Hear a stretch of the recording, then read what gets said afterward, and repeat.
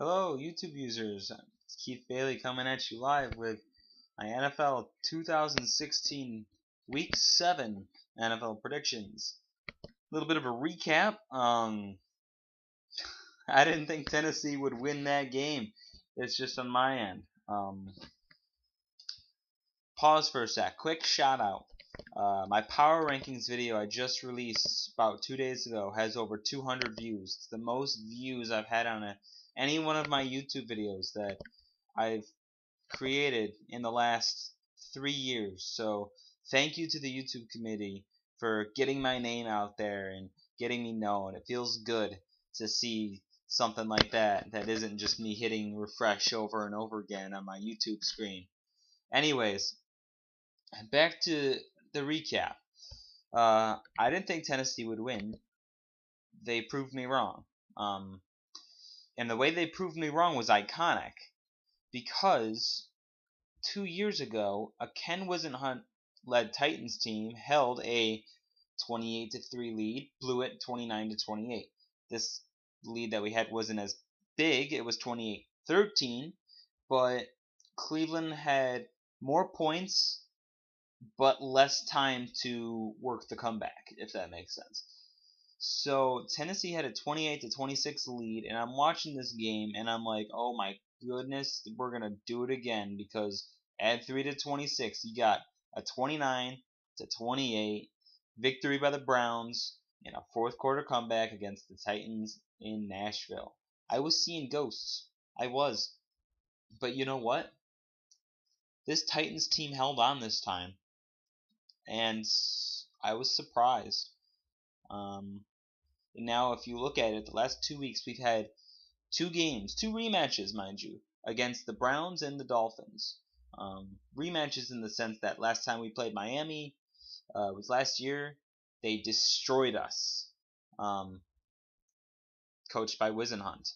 Cleveland, 2 years ago, 2014, they had that insane comeback, coached by Ken Wisenhunt.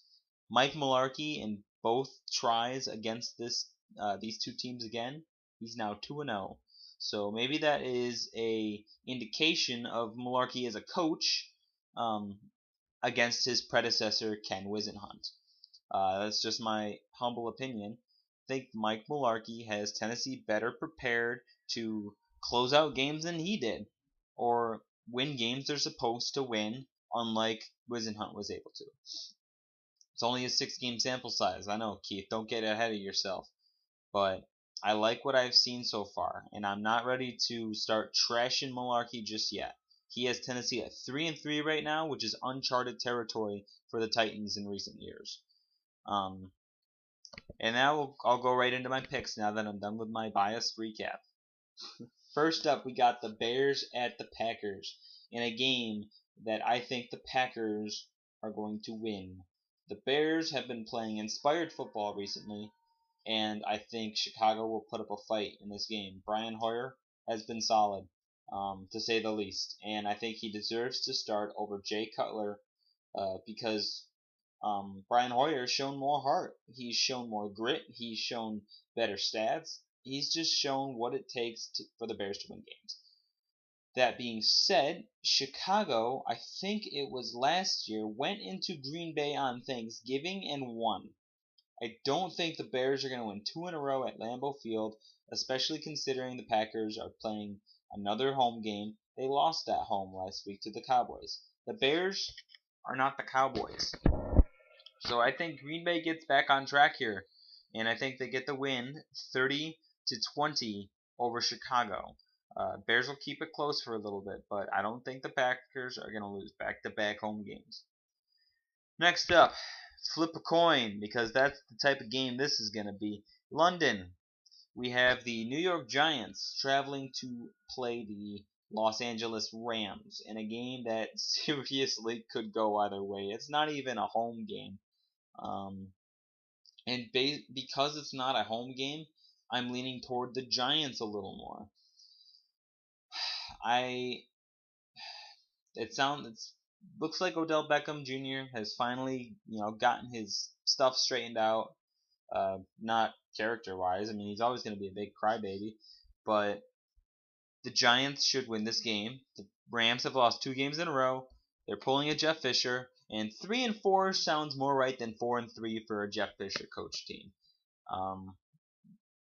I can't hate on him too much because he was Tennessee's coach and he did good things with Tennessee when he was there. But the way he is as a coach now, Giants win 23-18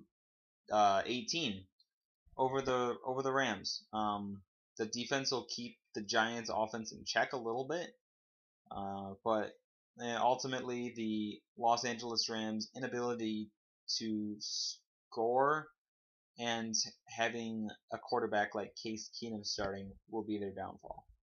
Next up, we got the Saints at the Chiefs. And if I'm just going to throw this out there already, I'm going to be a little more careful with my picks this week.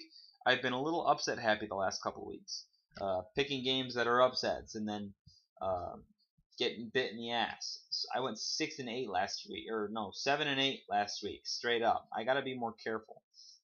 So I'm going to be a little more careful this week. I'm not going to not take chances, but anyways, Saints at Chiefs. Saints are on a 2-game winning streak, but they're traveling to Arrowhead, where the Chiefs, unless they're playing, no, that wasn't a home game. They didn't play the Steelers in Kansas City, did they?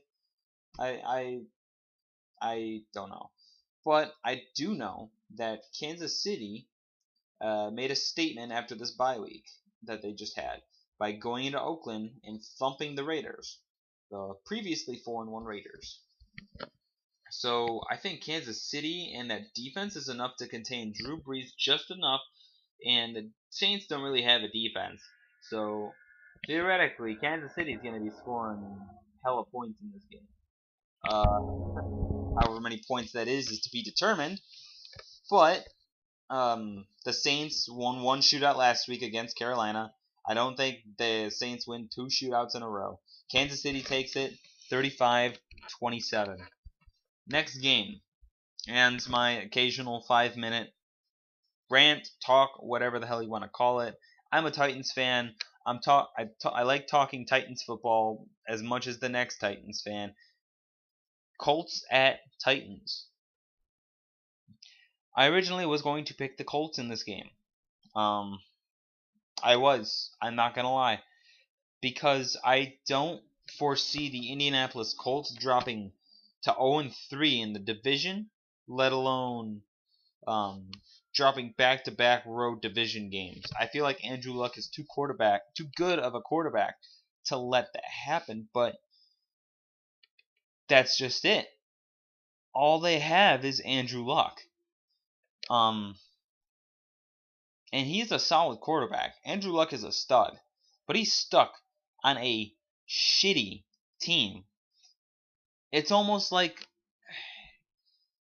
Mariota last year.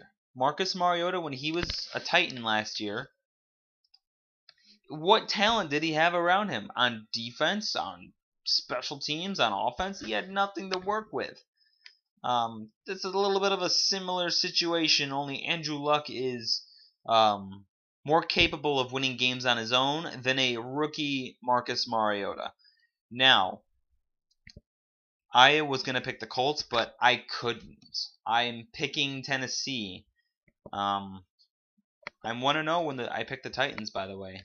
Yes, I've only picked them to win once all year long. So keep that in mind if you think I'm just picking Tennessee because I'm a Titans fan, because I'm not. I've picked Tennessee once all year. Okay, now, the reason I picked against the Colts in this game, and the reason I think that the Titans are going to end this 9-game losing streak to Indianapolis is because, just to the fact what I said earlier, the Colts have nobody. This is a terrible matchup for Indianapolis. They have... Let me fix my camera here. Indianapolis has no defense and let Lamar Miller have over 150 yards of total offense on them. Okay? Lamar Miller. For the record, DeMarco Murray, personally, I think is a little better than Lamar Miller.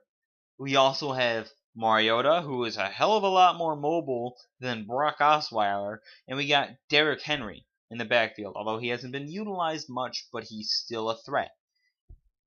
That running game is going to tear the Indianapolis Colts apart if Lamar Miller did what he did last week, this is going to be a crazy game for DeMarco Murray and Mariota. Let alone the fact that the Colts secondary let Brock Osweiler pass all over them in the fourth quarter. I mean, if Brock Osweiler can do that, Mariota can. I mean, I know Brock's got better weapons over there in Houston, but Kendall Wright looked pretty damn good last week, if you ask me. So realistically, Tennessee's going to be scoring points, and that Colts offense is dangerous. But their wide receivers are hurt. That offensive line can't protect Andrew Luck, and teams that can't protect the quarterback, Tennessee has thrived on getting to the quarterback this year. They have back-to-back 6-sack games for the first time since 2010. I also saw somewhere that Tennessee's defense, through 6 games, keyword 6 games, have allowed the second fewest points in the league, behind the Patriots, which is good company to be in, if you ask me. 99. Tennessee overall has given up 127 points. 28 of those are because of offensive turnovers for touchdowns and 2 punt returns for touchdowns. 99 points. That's right up there with like the Eagles, the Vikings, and the Seahawks, mind you. But all those 3 teams had bye weeks, remember. So none of those teams have played a 6th game yet. I mean, this game just has Tennessee advantage over X matchup all over it. The only thing I don't think we have an advantage to is the quarterback position, and it's not like Mariota's terrible. It's just that Andrew Luck is a good quarterback, and he's been having a very solid year. Indianapolis has, I think, decent receiver. They got Ty. I mean, but with Moncrief gone, they don't have much beyond Ty. Dwayne Allen's hurt. Everyone's hurt. I couldn't pick the Colts. I'm doing this. I'll probably regret it because Tennessee at 4-3, but I have my reasons. I am picking the Titans to win. This game will be close, like as is every Colts game. I think Tennessee gets the win 27-23. Done talking about that game. Moving on. Vikings at Eagles. Vikings. Eagles are sliding. Starting a rookie quarterback has caught up to them a little bit. It's not like Carson Wentz is playing terribly. He's a solid rookie quarterback, but he's going up against the best defense in football this week. Yes, she's at home, okay? But Minnesota's pretty good.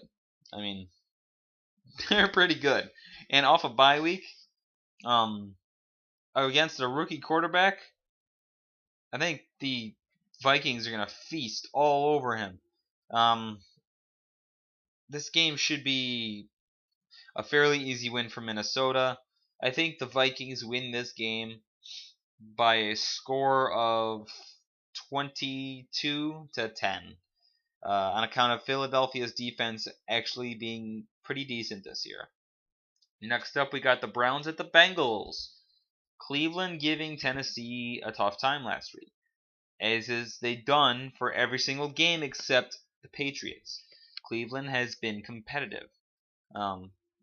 Honestly, and I will say this right now, if the Browns keep this game competitive and the 49ers and Jets get pooped on this week, okay, maybe, yeah, if the 49ers and Jets get pooped on this week and it's not even a close game and Cleveland's keeping it close, I don't care. I'm moving Cleveland up to 30th or 31st because I would take a competitive winless team over a team with 1 win that's getting blown out in every single game.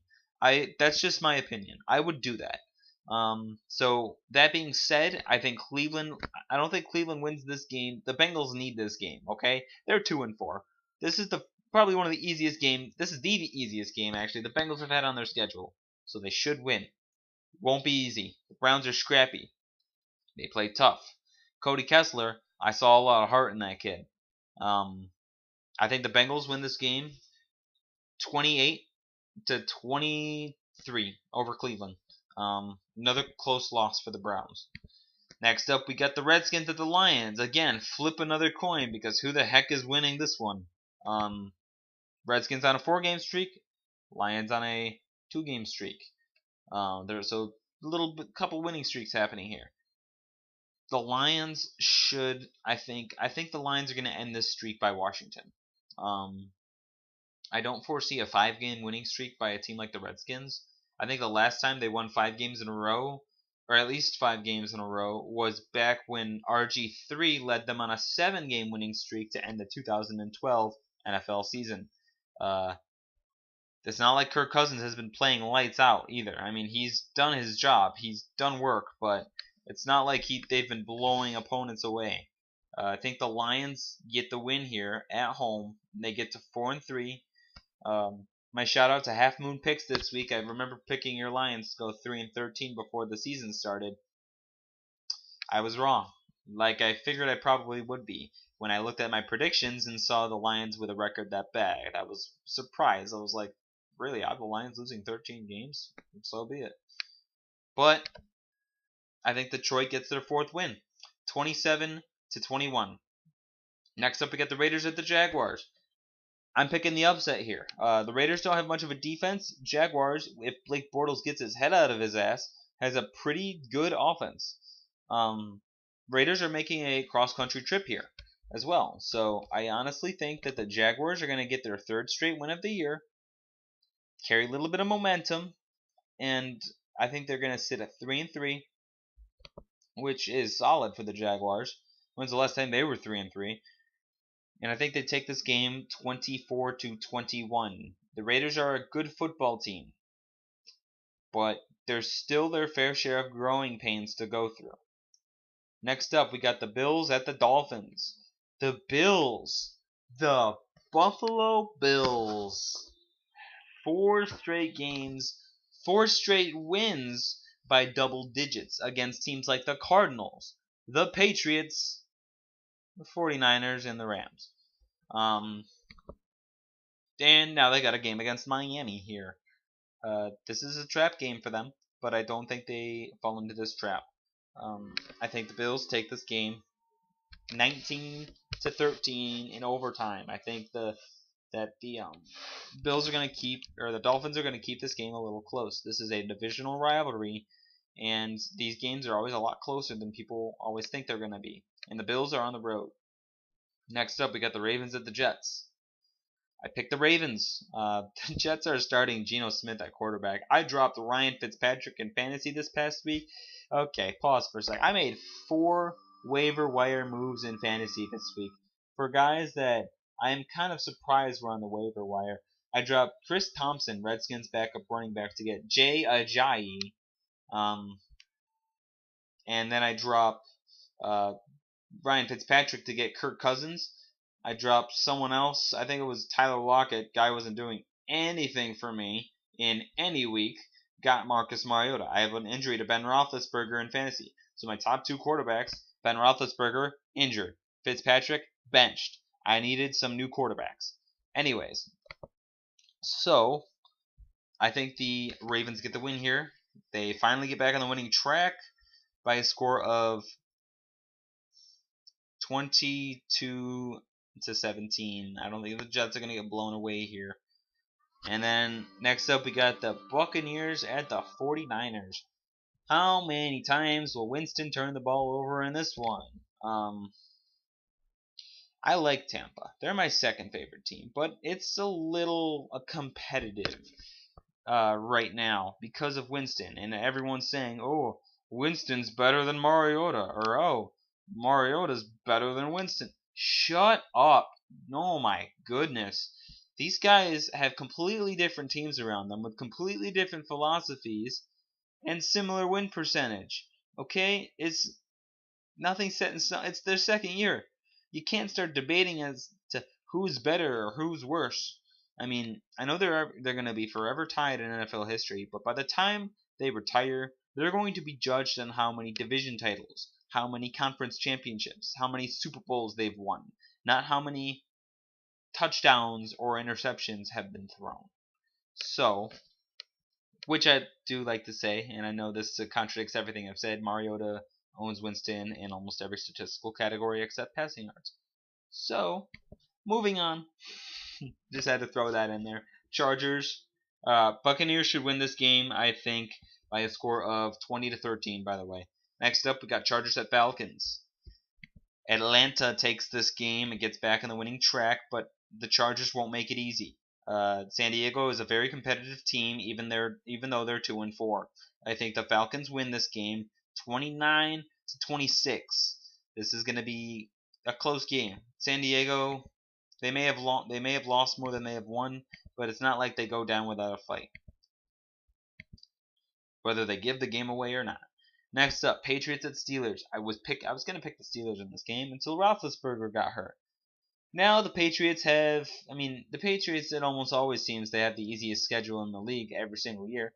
And now, probably one of the, if not the most difficult game on their schedule, just got a lot easier. Boom. It's like, here, we'll give this win to New England on a silver platter. It's like that every single week. New England's going to go into Pittsburgh, destroy the Steelers by a score of 38-17. Whoever the Steelers' backup quarterback is not going to do anything against that Patriots defense. Next up, Seahawks at Cardinals. I don't know if this would be considered an upset per se, but I went with Arizona here. It's not like the Seahawks defense has been stopping everyone. Atlanta scored 24 points on them. Seattle's got a good defense, but there's been some leakage. Arizona has more than a capable offense to be able to put up some points on Seattle. And I think the Arizona Cardinals have figured it out a little bit, and they're on a 2-game winning streak. They look solid. They just crushed the Jets, and Arizona gets back on track by a score of 21-14. Which brings me to my last game. Texans at the Broncos. Denver's on a 2-game losing streak. The Texans, I don't believe in. If Houston loses this game and Tennessee beats Indy, we're tied in first place for the AFC South at 4-3. Who would have thunk it? But I think the Texans are going to win this game. I just gave you guys a little moment of silence to judge me. What? Why is he picking the Texans? Joke's up. I'm not picking Houston. Are you kidding me? Texans are so bad. They're so overrated. Okay, they're not even overrated. Everyone thinks they suck. But what? What do I have to say? Every single time the Texans have played a playoff contender, they get pooped on? Seriously. They're playing in Denver, for cripe's sake. I think the Broncos win this game 30-17. Okay, if the Texans can even put up 17 points on their defense, which is pretty generous for a Houston offense. So, Broncos win. Those are my picks. Thank you for watching.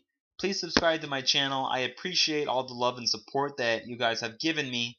And I will see you guys all next time.